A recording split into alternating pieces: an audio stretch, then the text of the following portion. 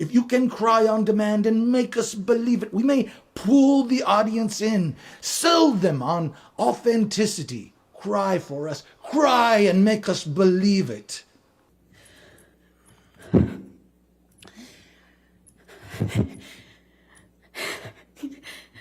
Sorry. Anytime you're ready. Try not to force it so much. I'm sorry.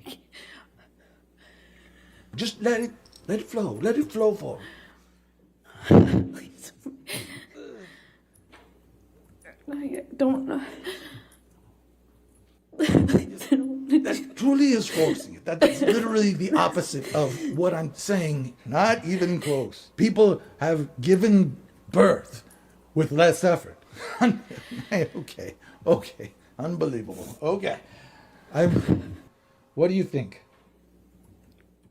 How are you today? I hope you're doing great. I've been dipping in and out of this Johnny Depp Amber Heard trial and, just seeing little snippets, but every time I see just a little part, just watch a few minutes of it, I just get pulled into a whole hour of it. And I got to tell you, it is a soap opera. It's a train wreck that's hard to look away from. Stick around to the end because I got a little capping end scene to wrap it up. So let's get into the quick history here a little bit. Amber and Johnny were married between 2015 and 2017. And then afterwards in 2018, Amber wrote an op-ed for the New York Times claiming that she was the victim of domestic abuse and sexual abuse and all of this, alluding to the fact that it was Johnny Depp, not necessarily using his name, but it was insinuated that he might be the abuser. And so this was picked up and whipped by the winds of the Me Too movement. And now Johnny claims that it's hard for him to get work and that his career's run onto the rocks.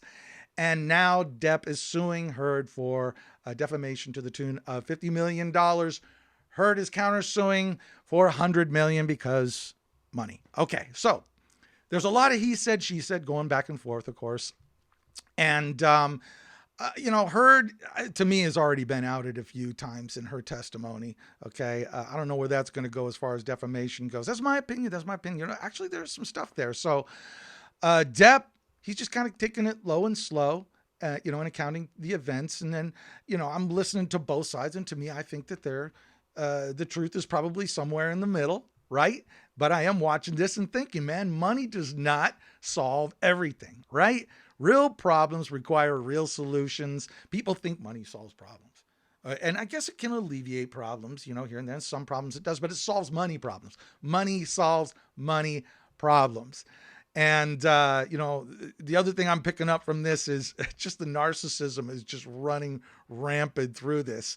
On Heard's side, in my opinion, okay? Seeing, the drug and alcohol abuse and all of that, it can be bad. It can get bad. And sure, it can make you abusive, I suppose, but it can also make you weak and stupid and vulnerable to a narcissist. And if you ever have been roped in by a smart, cunning, convincing, codependent, sabotaging narcissist, somebody who just wrecks your life and you can't figure out what's going on because they're good at what they do. You are outgunned, man. They will screw you over mentally and physically, and you'll be in an abusive relationship, not even know it. Okay. If you think you're in a suffocating relationship where the only place that you can turn is to your abuser, you have been screwed. You have been mind fucked. Okay. Get out now. There is no resolve. There's no fixing the solution. Don't look to therapy. Okay. Don't try to make it work. Just go. Okay. These damn abusive narcissists, they're freaking poison. They're poison. They're toxic. Okay. And is that what we're dealing with here in the case of Johnny Depp and Amber Heard? I don't know. Maybe. I'm watching them both, on the stand. And, Amber's has a lot of very detailed moments that she gets into, just talking about the smells and the feels and all this kind of stuff. Very just detailed. And then all of a sudden there'll be a big point and she can't remember. She can't remember, something that she can really be held accountable for. I just don't recall. Very selective. Okay. along with some forced emotion. And then off the stand, she just looks like she's burning a hole through Johnny, just looking at him. You know what I mean? Not very victim-like behavior, in my opinion. Okay. And Johnny just looks like he's just looking away, looking down, lost in his head, right? On or off the stand, he's just kind of, just kind of low and slow with this whole thing. So I don't know. We'll see how it all plays out. I'd like to know what you think, though. Okay. Give us a comment in the section down below.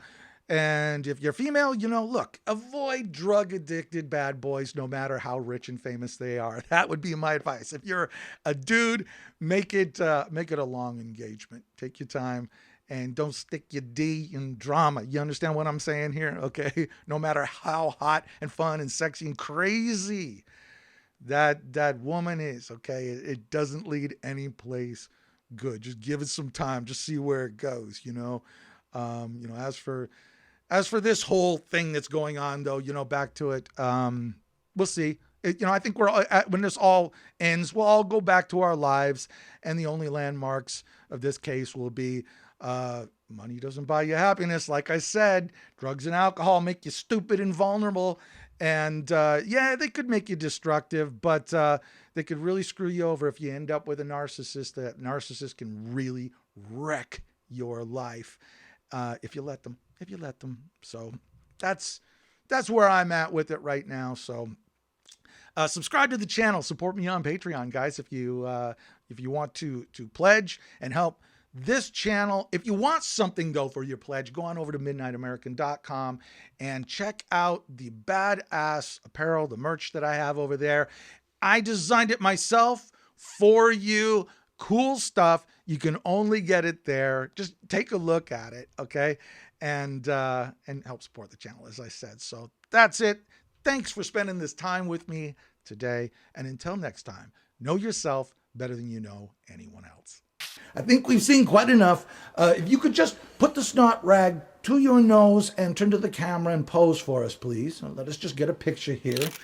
Okay, that's very good, very good. Next.